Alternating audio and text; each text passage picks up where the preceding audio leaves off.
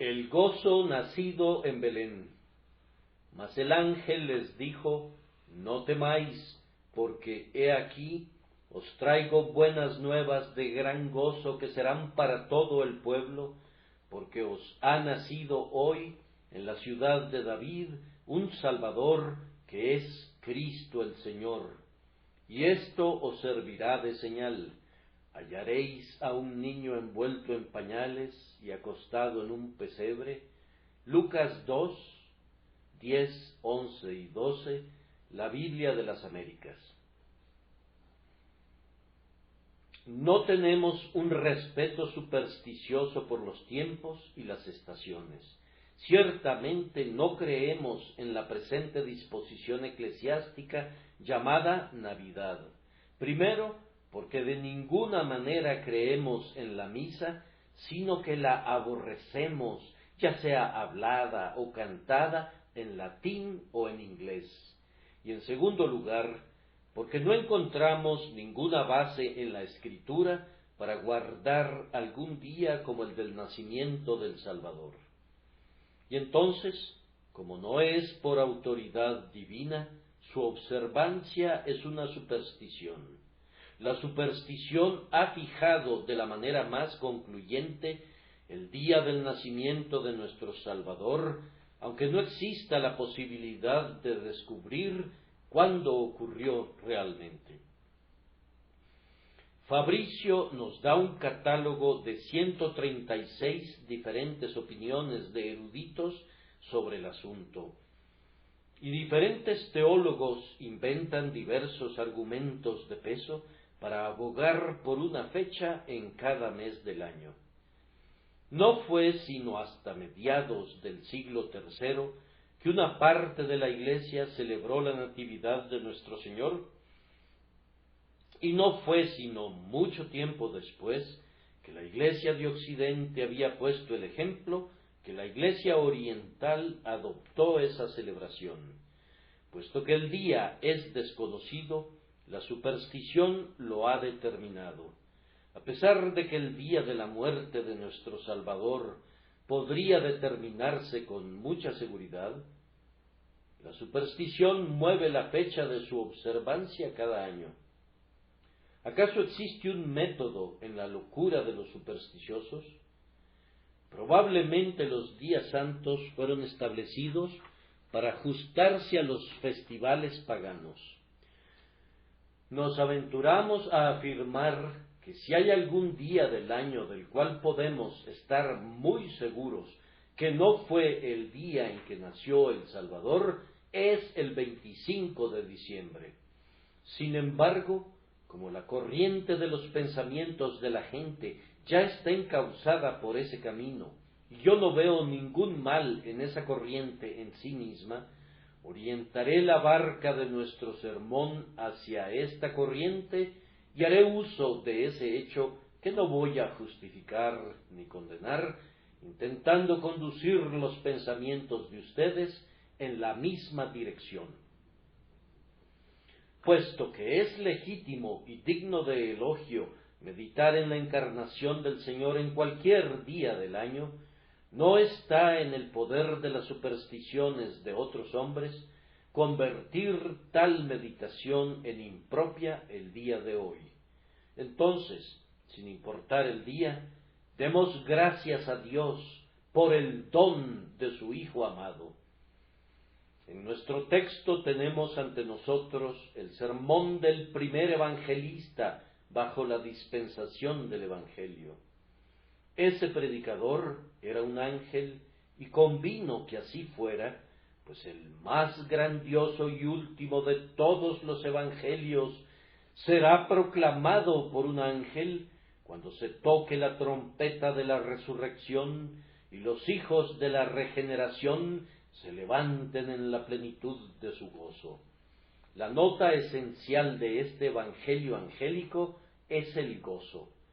No temáis, porque he aquí os traigo buenas nuevas de gran gozo.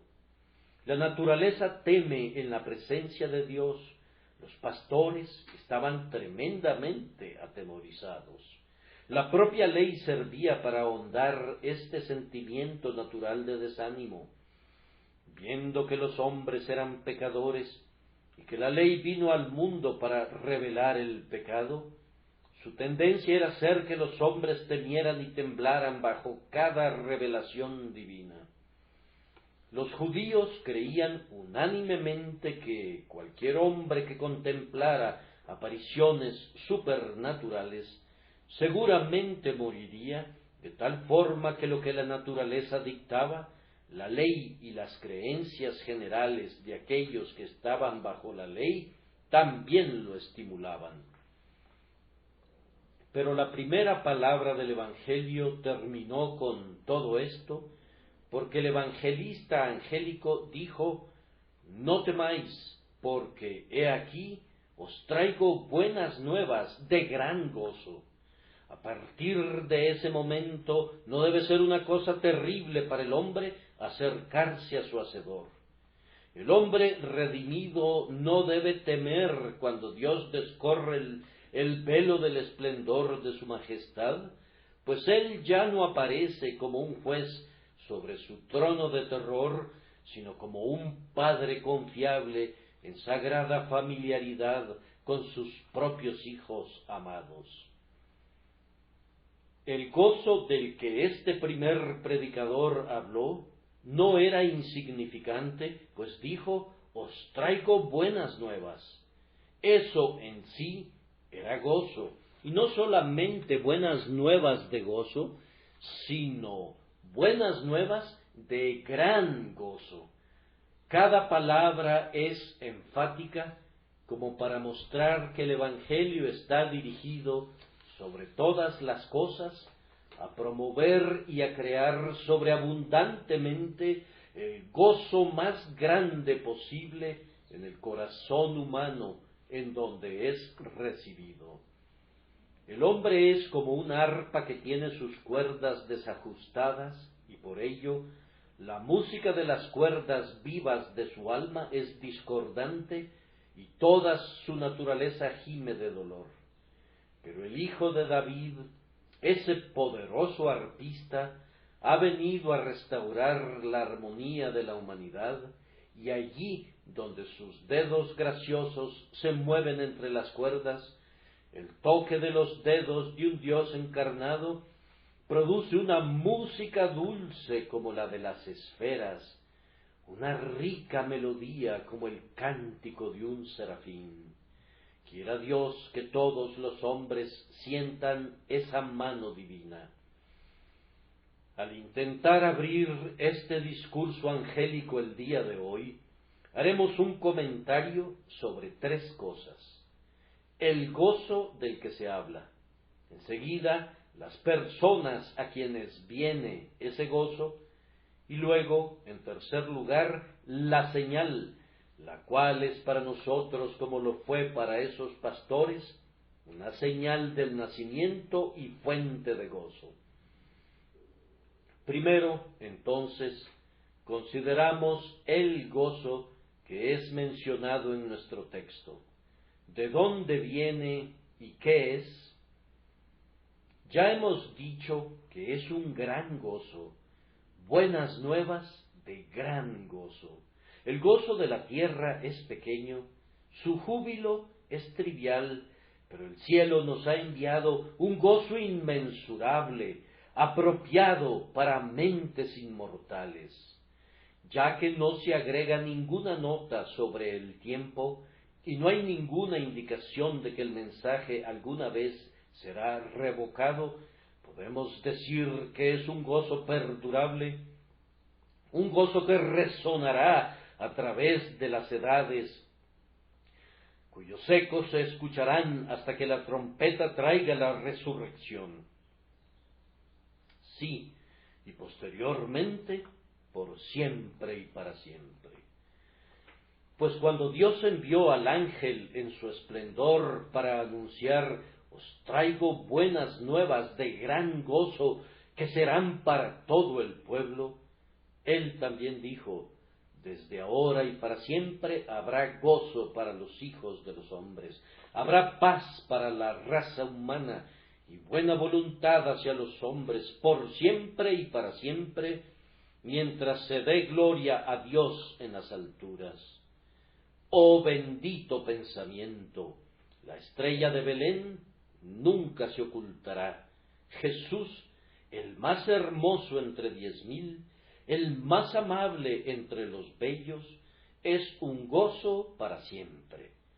Puesto que este gozo está expresamente asociado con la gloria de Dios por las palabras gloria a Dios en las alturas, podemos estar convencidos que es un gozo puro y santo. Ningún otro gozo podría haber sido proclamado por un ángel, y ciertamente ningún otro gozo es gozo. El vino obtenido de las uvas de Sodoma puede burbujear y ser espumoso, pero al final es amargura y su sedimento es muerte. Sólo el que proviene de los racimos de Escol es el verdadero vino del reino que hace feliz al corazón de Dios y del hombre. El gozo santo es el gozo del cielo, y ese gozo, pueden estar seguros, es la verdadera crema del gozo.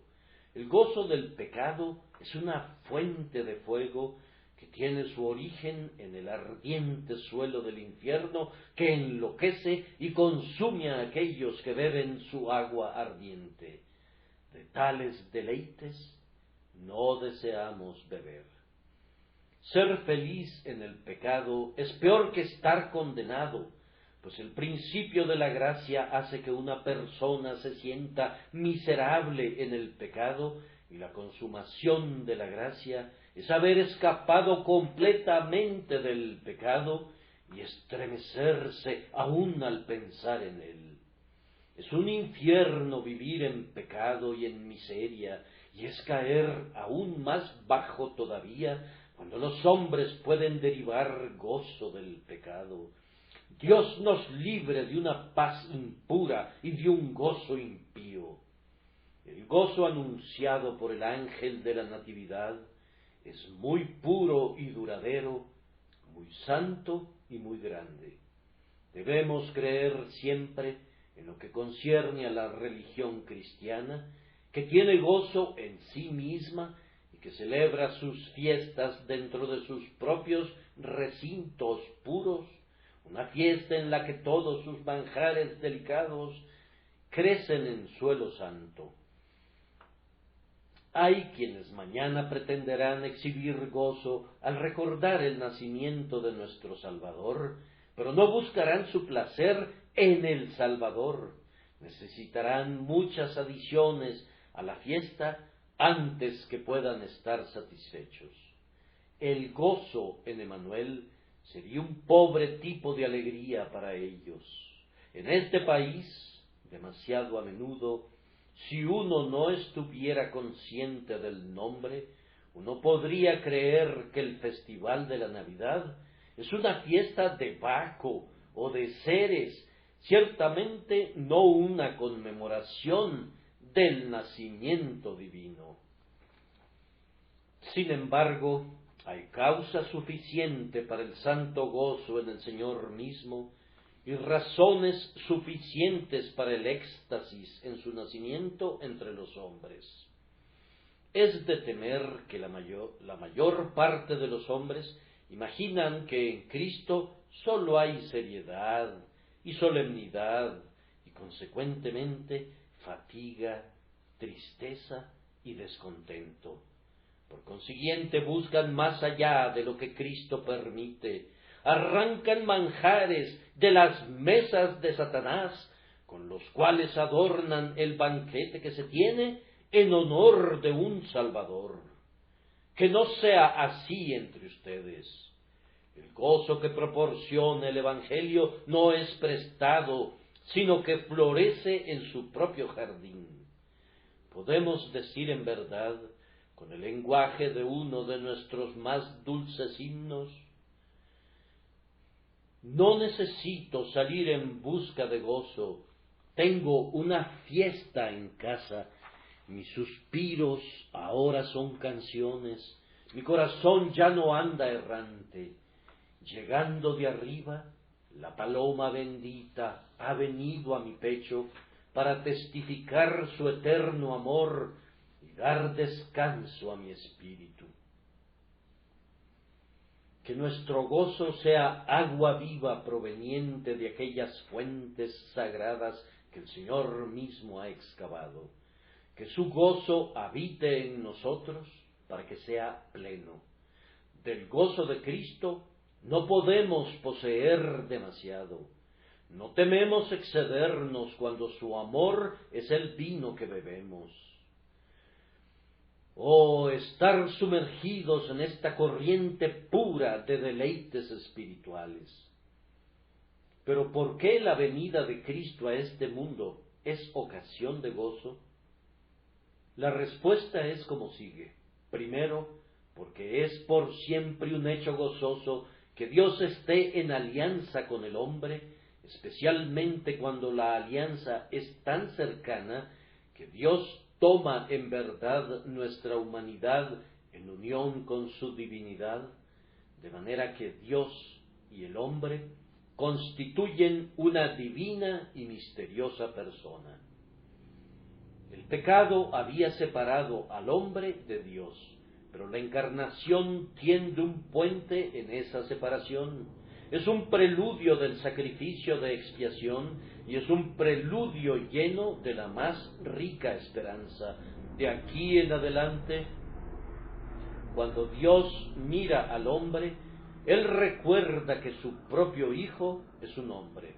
A partir de este día, cuando Él observa al pecador, si su ira arde, Él recordará que su propio Hijo, como hombre, se puso en el lugar del pecador y llevó la condenación del pecador.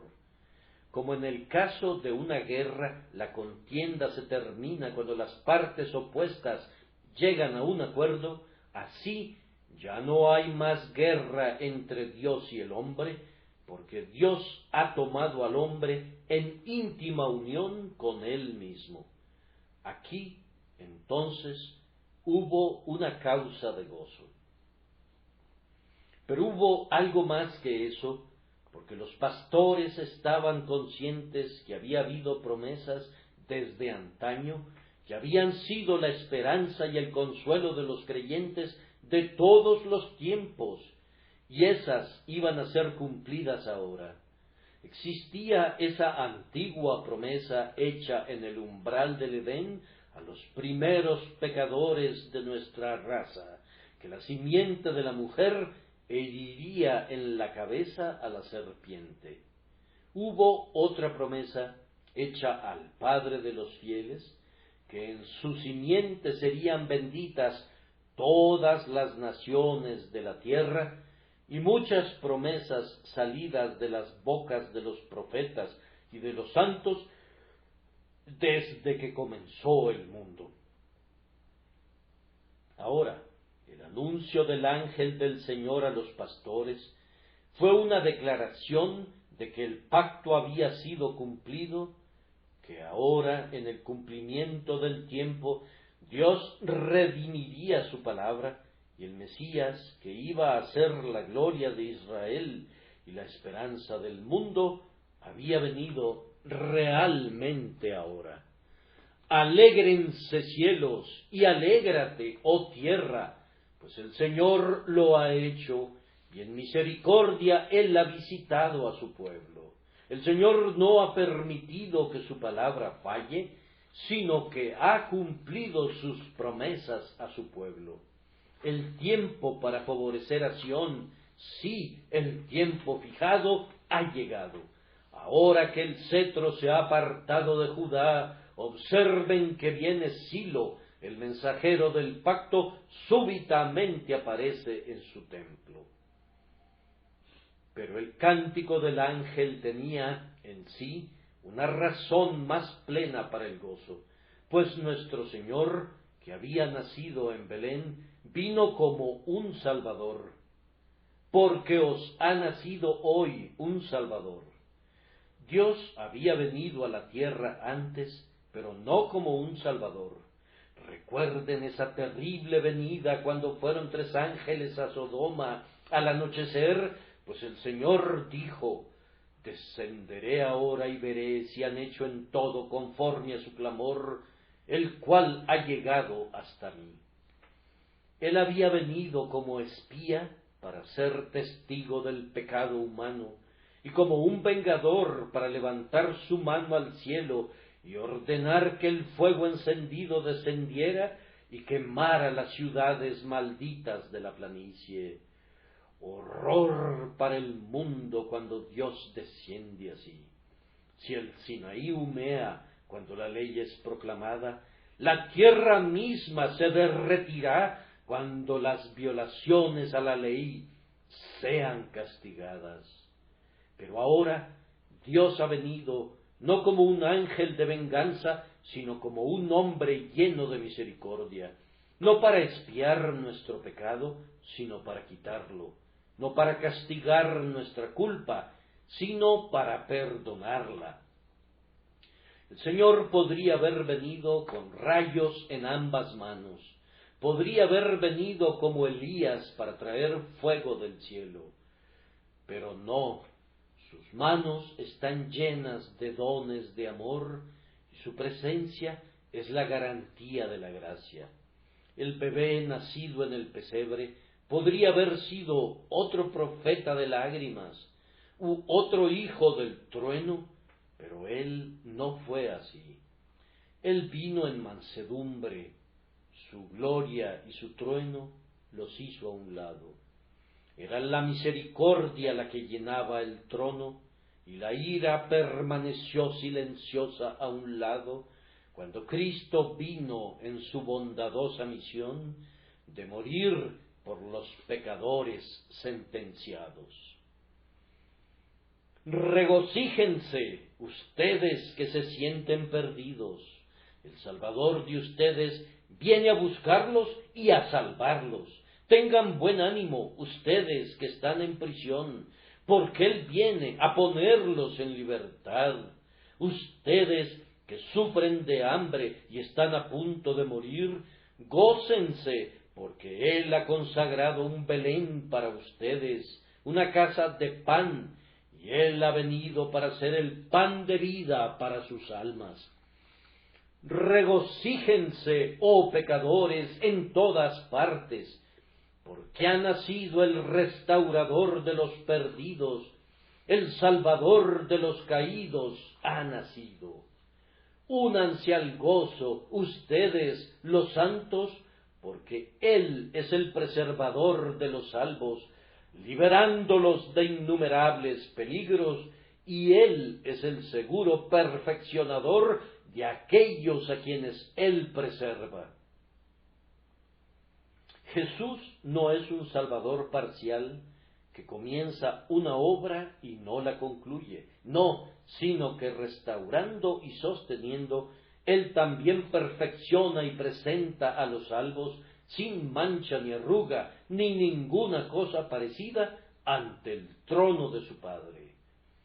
Regocíjense en voz alta todos los pueblos, que resuenen las colinas y los valles con gozo, porque un Salvador que es poderoso para salvar ha nacido entre ustedes. Y este no fue todo el júbilo santo, pues la siguiente palabra tiene también una plenitud de gozo: un Salvador que es Cristo o el ungido. Nuestro Señor no era un Salvador aficionado que descendió del cielo en una misión que no había sido autorizada, sino más bien Él fue elegido, ordenado y ungido por Dios. Él podía decir verdaderamente: el Espíritu del Señor está sobre mí, porque el Señor me ha ungido. Aquí hay un gran consuelo para todos los que necesitan un Salvador. Para ellos no es un consuelo insignificante que Dios mismo haya autorizado a Cristo para salvar a los necesitados. No puede haber temor de una fisura entre el mediador y el juez. No hay peligro de la falta de aceptación de la obra de nuestro Salvador. Dios ha comisionado a Cristo para hacer lo que Él ha hecho, y al salvar pecadores, Él tan solo está ejecutando la propia voluntad de su Padre. Cristo es aquí llamado el ungido. Todo su pueblo es ungido, y hubo sacerdotes según el orden de Aarón que fueron ungidos, pero Él es el ungido por excelencia, ungido con óleo de alegría más que a todos tus compañeros. Tan abundantemente ungido que como la unción en la cabeza de Aarón, la sagrada unción de la cabeza de la Iglesia se destila en copiosos torrentes hasta que nosotros, que somos como los faldones de sus vestiduras, somos dulcificados con el rico perfume. Él es el ungido en un triple sentido, como profeta para predicar el Evangelio con poder, como sacerdote para ofrecer el sacrificio, como rey para regir y gobernar. En cada uno de estos oficios Él es preeminente. Él es tal maestro, sacerdote y gobernante como nunca se había visto antes. En Él hubo una rara conjunción de oficios gloriosos, porque jamás entre los hijos de los hombres se había reunido el oficio de profeta, sacerdote y rey en una persona, ni volverá a ocurrir. Triple es la unción de Él, que es un sacerdote según el orden de Melquisedec, un profeta como Moisés y un rey cuyo dominio no tiene fin. En el nombre de Cristo, el Espíritu Santo es glorificado al ser visto cuando unge al Dios encarnado. En verdad, amados hermanos, si tan solo entendiéramos esto y lo recibiéramos en nuestros corazones, nuestras almas darían saltos de alegría en este domingo al pensar que ha nacido entre nosotros un Salvador que es ungido del Señor. Toquemos bien y oigamos bien una nota más, que es la más sonora, que es Cristo el Señor. Ahora bien, la palabra Señor o Kyrios, que es usada aquí, equivale a Jehová. No podemos dudar de eso, porque es la misma palabra que es usada 2 veces en el versículo 9, y en ese versículo nadie puede cuestionar qué quiere decir Jehová. Óiganlo, y he aquí se les presentó un ángel del Señor, y la gloria del Señor los rodeó de resplandor. Y si esto no es suficiente, lean el versículo 23. Como está escrito en la ley del Señor, todo varón que abriere la matriz será llamado santo al Señor. Ahora bien, la palabra Señor aquí ciertamente se refiere a Jehová, el único Dios. Nuestro Salvador es Cristo, Dios Jehová. Ningún testimonio de su divinidad podría ser más claro, es indisputable. ¿Y qué gozo hay en esto? Pues supongamos que un ángel hubiera sido nuestro Salvador. Él no habría sido capaz de llevar la carga de mis pecados ni los de ustedes. O si algo menos que Dios se hubiera establecido como la base de nuestra salvación, se hubiera manifestado como un fundamento demasiado frágil. Pero si Él, que se encarga de salvarnos, no es otro que el infinito y todopoderoso, entonces la carga de nuestra culpa puede ser llevada por esos hombros. La tremenda tarea de nuestra salvación puede ser lograda por ese obrero, y con mucha facilidad, pues todas las cosas son posibles para Dios, y Él es capaz de salvar totalmente a aquellos que vienen a Dios por Él.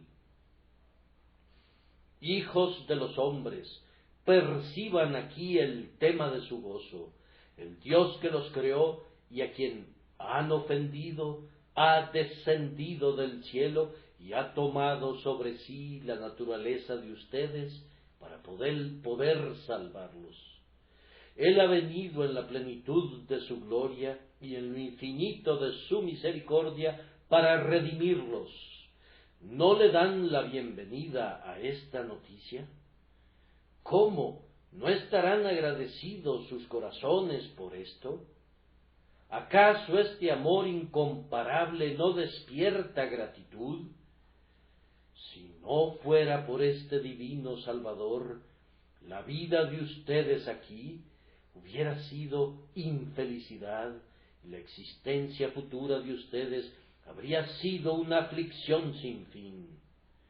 Oh, yo ruego que ustedes adoren al Dios encarnado y confíen en Él.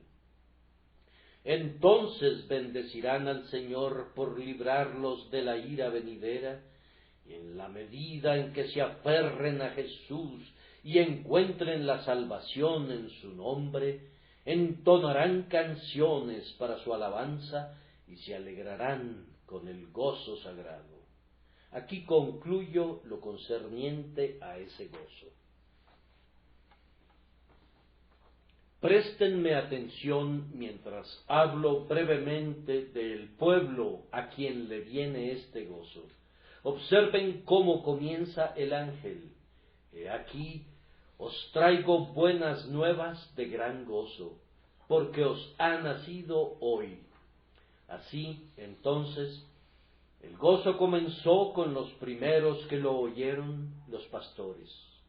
Os, dice el ángel, porque os ha nacido. Amado oyente, ¿comenzará hoy el gozo contigo? De poco beneficio será que Cristo haya nacido o que Cristo haya muerto, a menos que para ti haya nacido un niño y que por ti haya derramado su sangre. Un interés personal es el punto principal. Pero soy pobre, dice alguien. Así lo eran los pastores. Oh, ustedes los pobres, por ustedes nació este misterioso niño. A los pobres se les anuncia el Evangelio. Haga él justicia a los afligidos del pueblo, salve a los hijos de los pobres y aplaste al opresor. Pero soy insignificante y desconocido, dice alguien. Así eran los vigilantes en la llanura de medianoche.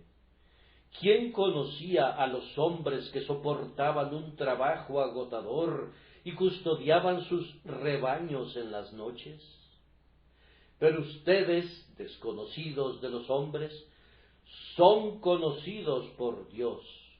¿No se dirá que os ha nacido un niño? El Señor no toma en cuenta la grandeza de los hombres, pero sí tiene respeto por los humildes. Pero ustedes son analfabetas, dicen ustedes, y no pueden entender mucho.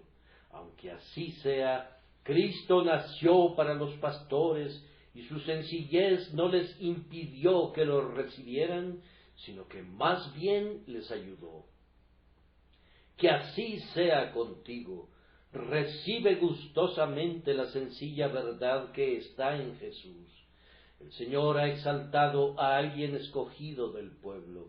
No es un Cristo aristocrático el que tengo que predicarles, sino al Salvador del pueblo, el amigo de publicanos y pecadores. Jesús es el verdadero amigo de los pobres.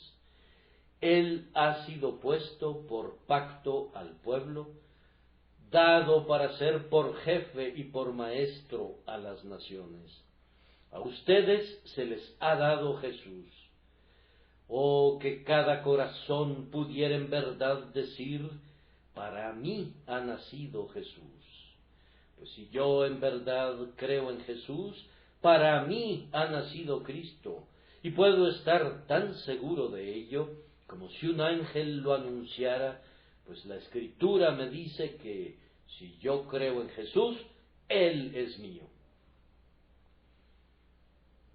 Después que el ángel dijo: os traigo, continuó diciendo que serán para todos los pueblos, pero nuestra traducción no es precisa, es decir, la traducción de la versión King James. El griego dice que serán para todo el pueblo. Esto se refiere con certeza a toda la nación judía. No hay duda al respecto. Si alguien va al original, no encontrará una expresión tan amplia y comprensiva como la que nos es dada por los traductores. Se debe traducir para todo el pueblo. Por cuánto tiempo y cuán pecaminosamente ha despreciado la Iglesia cristiana a la más honorable entre todas las naciones. Cuán bárbaramente ha sido tratado Israel por la así llamada Iglesia. Sentí que mi espíritu hervía de indignación en Roma cuando estuve en el barrio judío y escuché las crueles indignidades que los papas han amontonado sobre los judíos, aun en tiempos recientes. En nuestra época todavía hay una iglesia que está construida justo enfrente de la entrada del barrio judío, y allí eran forzados a entrar en ciertas ocasiones los infelices judíos. A esa iglesia eran obligados a afiliarse. Observen, a afiliarse, ellos que adoran al único Dios invisible, para apoyar un sistema que está tan leproso de idolatría como lo estaban los cananeos, a quienes aborrecía el Señor.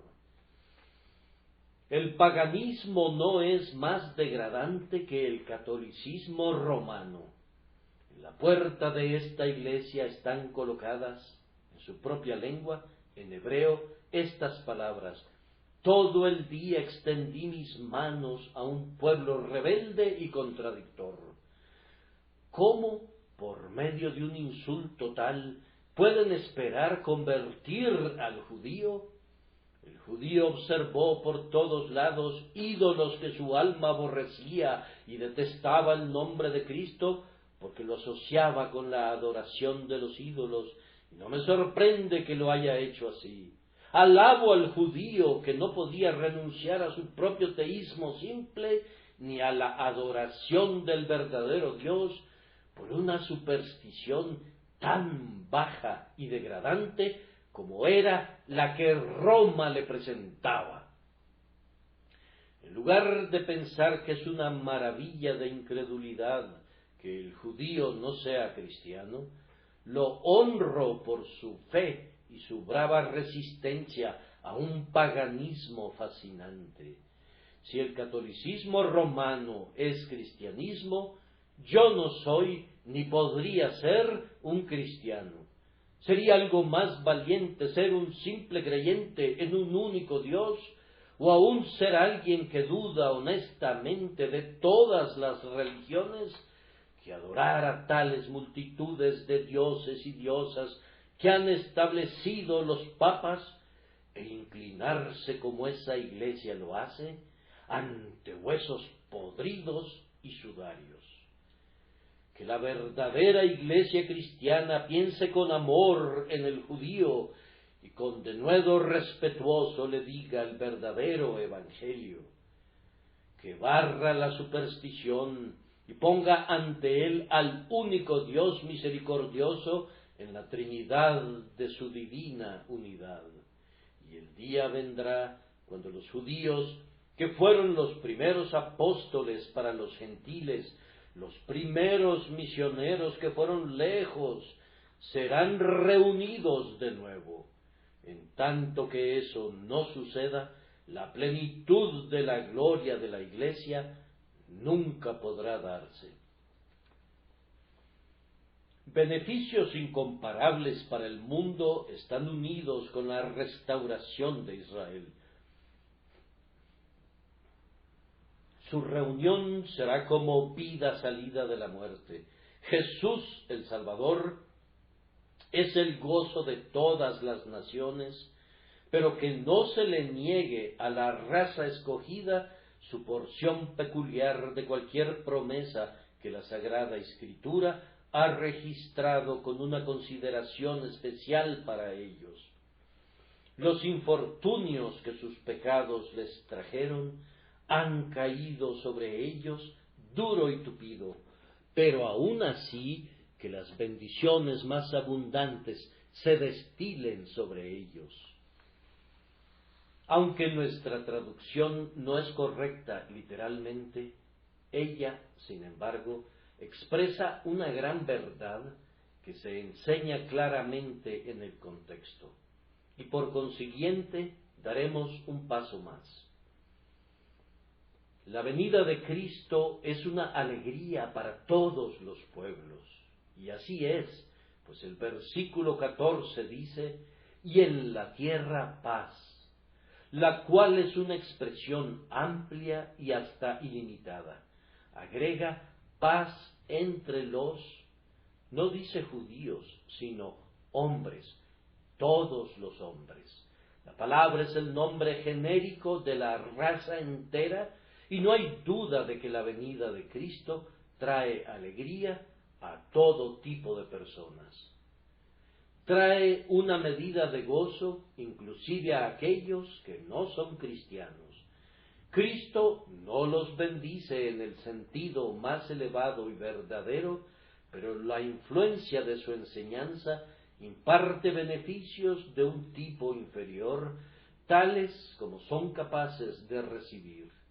Porque donde quiera que el Evangelio es proclamado, no es pequeña la bendición para todo el pueblo.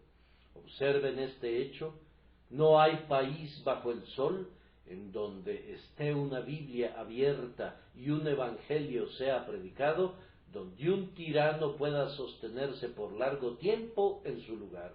No importa quién sea, papa o rey, que el púlpito se utilice adecuadamente para la predicación de Cristo crucificado, que la Biblia sea abierta por todos los hombres, y no habrá tirano que gobierne en paz por mucho tiempo.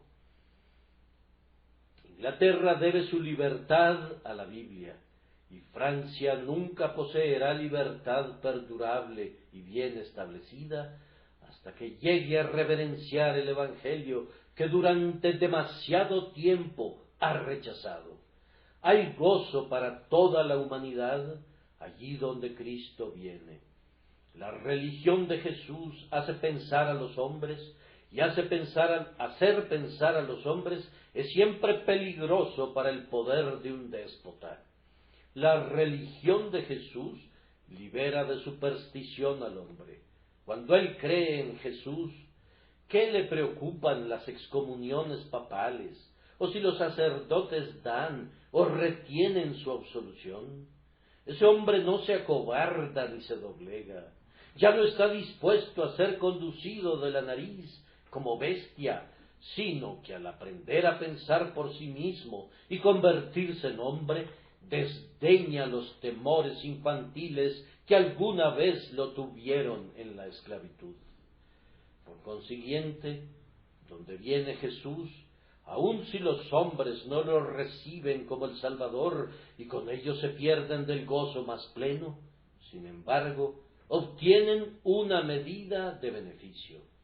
Y ruego a Dios que por todas partes así sea proclamado su Evangelio, y que muchos puedan ser movidos por el espíritu de ese Evangelio para que sea lo mejor para la humanidad. Si los hombres reciben a Cristo, ya no habrá más opresión. El verdadero cristiano trata a otros como él quisiera que ellos lo trataran a él, y ya no hay más enfrentamiento de clases, ni se trituran los rostros de los pobres. La esclavitud debe derrumbarse donde gobierna el cristianismo, y observen, si alguna vez el catolicismo romano es destruido y el cristianismo puro llega a gobernar a todas las naciones, la guerra misma debería llegar a un fin. Pues si hay algo que este libro denuncia y considera como el más grande de todos los crímenes, es el crimen de la guerra. Guarda tu espada en su vaina, pues no ha dicho él, no matarás, y él no quiso decir que era pecado matar a uno, pero que era gloria matar a 1,000,000. Él quiso decir que derramar sangre en la escala más pequeña o más grande era pecado. Que gobierne Cristo, y los hombres romperán el arco y harán pedazos la lanza, y quemarán el carro de combate en el fuego.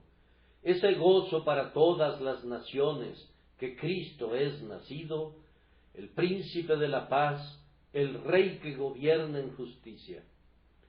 Pero, amados hermanos, el gozo más grande es para quienes conocen a Cristo como un Salvador. Aquí el canto se eleva a una nota mayor y más sublime. Ciertamente nos ha nacido un niño, si podemos decir que Él es nuestro Salvador, que es Cristo el Señor. Déjenme hacerles a cada uno de ustedes unas cuantas preguntas personales. ¿Han sido perdonados sus pecados por causa de su nombre? ¿Ha sido herida la cabeza de la serpiente en el alma de ustedes? ¿Reina con poder santificador la simiente de la mujer en la naturaleza de ustedes? Oh, entonces ustedes tienen el gozo que es para todos en su verdadera forma. Y queridos hermanos, entre más se sometan a Cristo el Señor y más plenamente lo conozcan y sean semejantes a Él, la felicidad de ustedes será más plena. Hay un gozo superficial para quienes viven donde se predica el Salvador, pero las grandes profundidades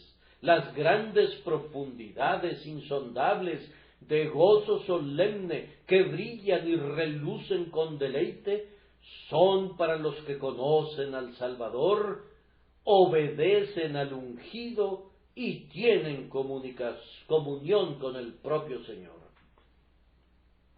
El hombre más gozoso es el hombre más cercano a Cristo. Yo quisiera que algunos cristianos fueran cristianos más verdaderos, pues son cristianos y algo más. Sería mucho mejor si fueran solamente cristianos.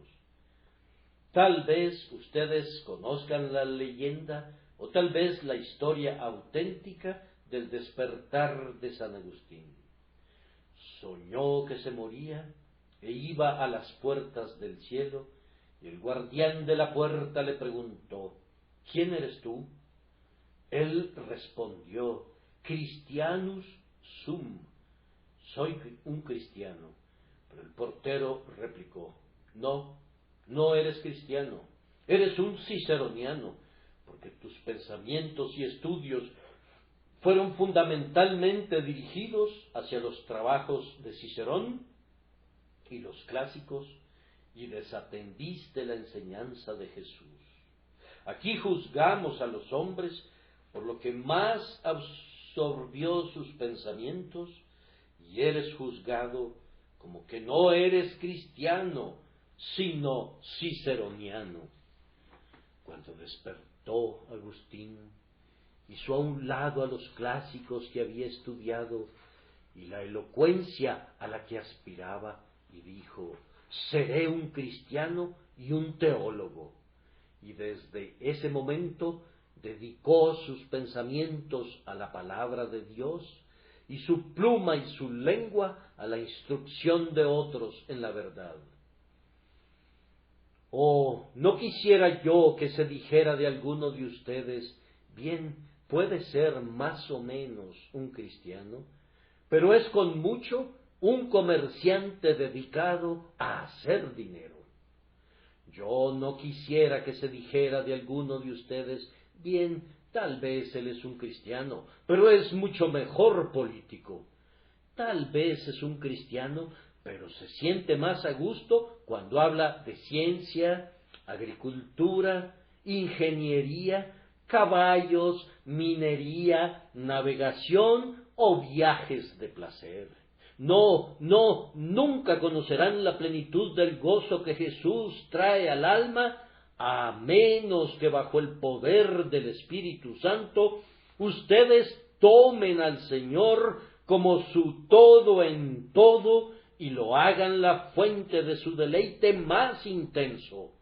Él es mi Salvador, mi Cristo, mi Señor. Que sea esto de lo que más se gloríen. Entonces conocerán el gozo que el cántico del ángel les predice a los hombres. Pero debo seguir adelante. Lo último en el texto es la señal. Los pastores no pidieron una señal, pero se les dio gratuitamente una. Algunas veces es pecaminoso que nosotros solicitemos como una evidencia lo que la ternura de Dios considera dar como una ayuda para la fe. La incredulidad obstinada no recibirá señal, pero la fe débil tendrá ayuda compasiva. La señal de que el gozo del mundo había venido fue esta: debían ir al pesebre para hallar al Cristo en él, y él iba a ser la señal. Cada circunstancia es, por consiguiente, instructiva. El bebé fue hallado envuelto en pañales. Ahora observen, al mirar a este infante, que no existe aquí ni la más remota apariencia de poder temporal. Observen los débiles bracitos de un bebé que debe ser cargado. ¡Ay! Las naciones de la tierra buscan el gozo en el poder militar. ¿Por qué medios podemos hacer una nación de soldados?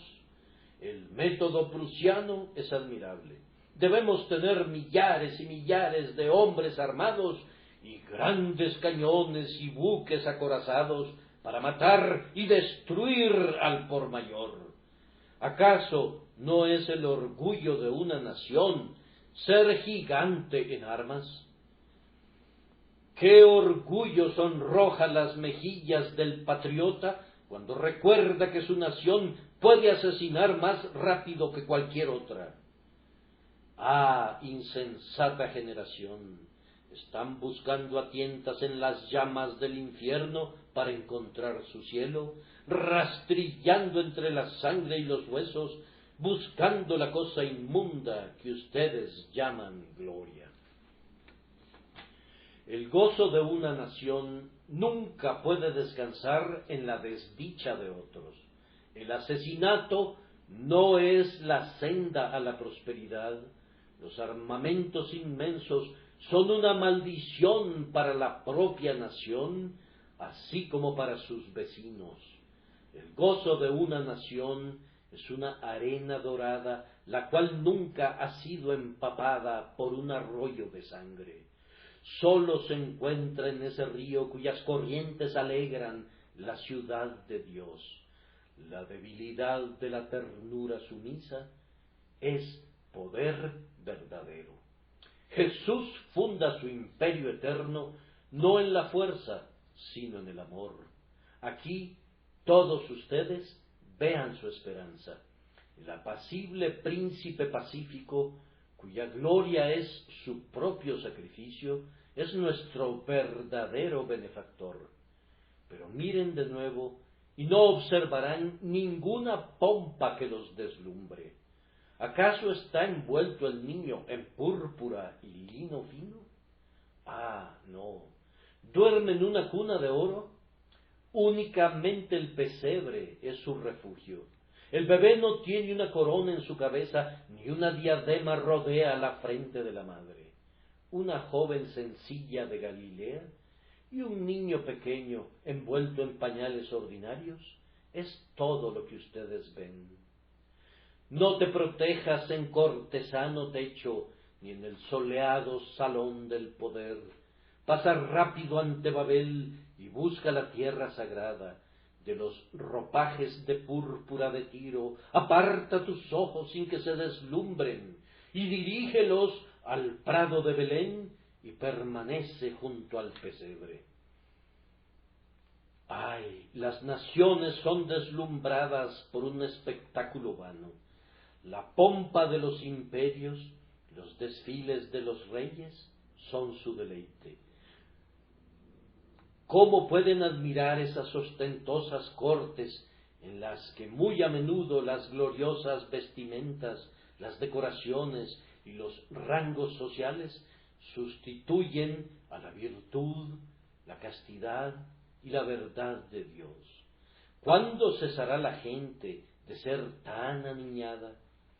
Anhelarán siempre ardientemente esa música marcial que estimula la violencia, y se deleitarán en gastos derrochadores que los cargan de impuestos.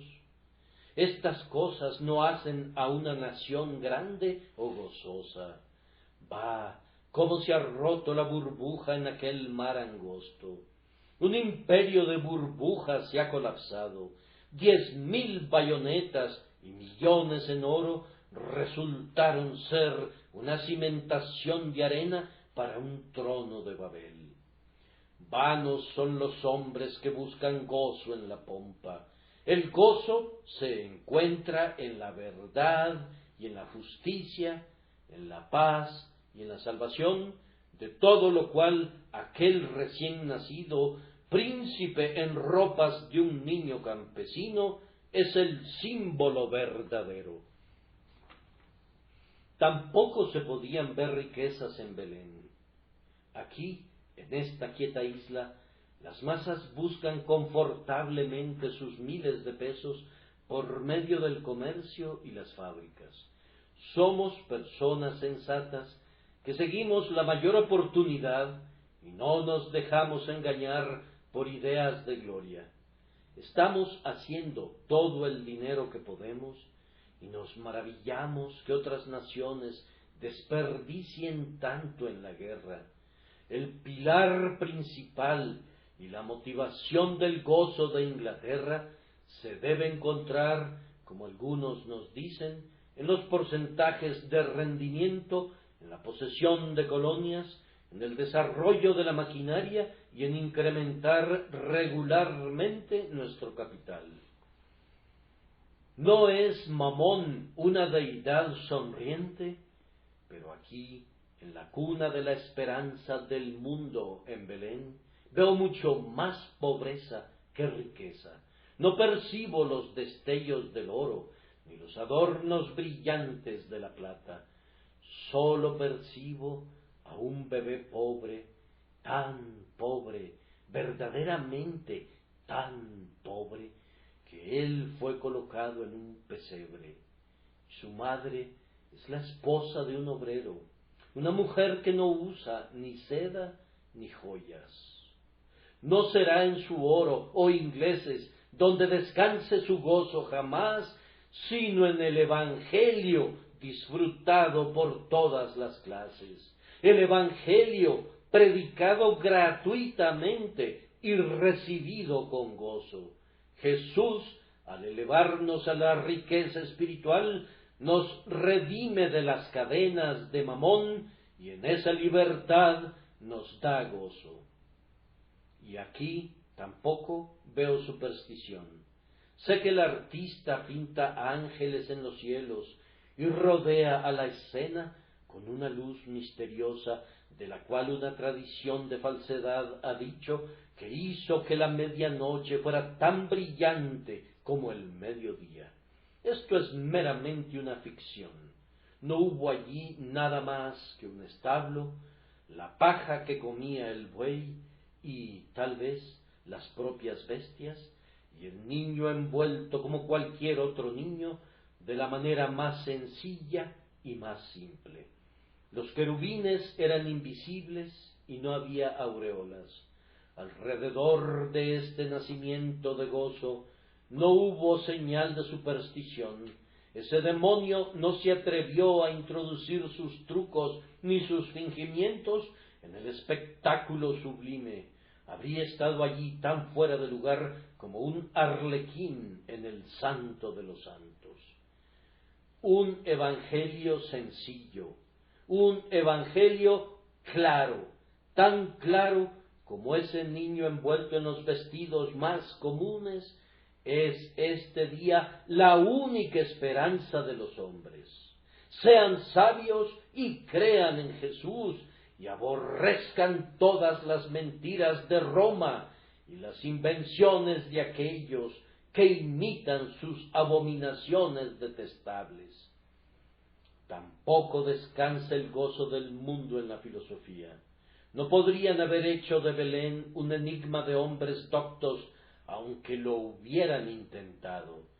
Sólo se trataba de un niño en el pesebre y de una mujer judía cuidándolo y alimentándolo, y un carpintero junto a ella. No había allí ninguna dificultad metafísica de la que los hombres pudieran decir: se necesita un doctor en teología para explicarlo y una asamblea de teólogos debe exponerlo. Es verdad que los magos llegaron allí, pero sólo para adorarlo y ofrecer regalos. Oh, que todos los hombres sabios fueran tan sabios como ellos. Ay, la sutileza humana ha disputado acerca del pesebre y la lógica ha oscurecido el consejo con sus palabras. Pero esta es una de las muchas invenciones del hombre. La obra de Dios fue sublimemente simple. Aquí es, el Verbo fue hecho carne para habitar entre nosotros, un misterio para la fe, pero no un tema para debatir. Un tema misterioso y, sin embargo, la más grande simplicidad jamás hablada a los oídos humanos y vista por ojos mortales. Y así es el Evangelio, que cuando lo predicaba el apóstol decía: usamos de mucha franqueza. Márchense lejos, lejos, lejos con sus sermones eruditos y su fina conversación y sus pretenciosas filosofías. Estas nunca crearon ni un ápice de alegría en este mundo. Las teorías finamente tejidas son agradables para contemplarlas y confundir a los insensatos, pero no son de utilidad para los hombres prácticos. No consuelan a los hijos del trabajo agotador, ni alegran a las hijas del dolor. El hombre de sentido común que siente la rutina y el desgaste diario de este pobre mundo necesita un consuelo más rico que lo que las nuevas teologías o neologías puedan darle. En un Cristo simple y en una fe simple en ese Cristo hay una paz profunda y duradera. En un sencillo evangelio para el hombre pobre hay un gozo y una felicidad inexpresables, de la cual miles pueden hablar y hablar con confianza también porque declaran lo que ciertamente saben y testifican lo que han visto. Yo les digo entonces a ustedes que quisieran conocer la única paz verdadera y el gozo perdurable, vengan al bebé de Belén en días posteriores, el varón de dolores, el sacrificio sustitutivo para los pecadores. Vengan ustedes, niños, muchachos y muchachas, vengan, pues él también fue un muchacho. El santo niño Jesús es el Salvador de los niños, y aún dice todavía: dejad a los niños venir a mí y no se lo impidáis. Vengan aquí, jovencitas, ustedes que todavía están en la alborada de su belleza, y como María, regocíjense en Dios, su Salvador. La Virgen lo llevó a él en su seno. Así vengan y llévenlo en sus corazones, diciendo: porque un niño nos es nacido, hijo nos es dado. Y ustedes Ustedes, hombres en la plenitud de su vigor, recuerden cómo José cuidó de él y vigiló con solicitud reverente sus tiernos años. Sean ustedes para su causa como un padre y protector. Santifiquen el vigor de ustedes para su servicio. Y ustedes, mujeres, avanzadas en años, ustedes, matronas y viudas, vengan como Ana y bendigan al Señor, porque han visto la salvación de Israel. Y ustedes que peinan cabellos canos, que como Simeón están listos para partir, vengan y tomen al Salvador en sus brazos, adorándolo como el Salvador de ustedes y el todo de ustedes. Ustedes, pastores, de corazón sencillo, que trabajan duro por el pan diario, vengan y adoren al Salvador. Y no se queden atrás ustedes, los sabios, que saben por experiencia, y quienes por la meditación contemplan la verdad profunda, vengan y como los magos del oriente, inclínense profundamente ante su presencia y hagan que su honor consista en rendir honor a Cristo el Señor. En lo que a mí respecta, el Dios encarnado es toda mi esperanza y mi confianza. He visto la religión del mundo allí donde está su manantial, y mi corazón se ha enfermado dentro de mí. Regreso a predicar, con la ayuda de Dios, aún más seriamente el Evangelio sencillo del Hijo del Hombre. Jesús, Señor, te tomo para que seas mío para siempre. Que todos en esta casa, por medio de la rica gracia de Dios, sean conducidos a hacer lo mismo, y que todos ellos sean tuyos, grandioso Hijo de Dios, en el día de tu venida, por causa de tu amor. Amén.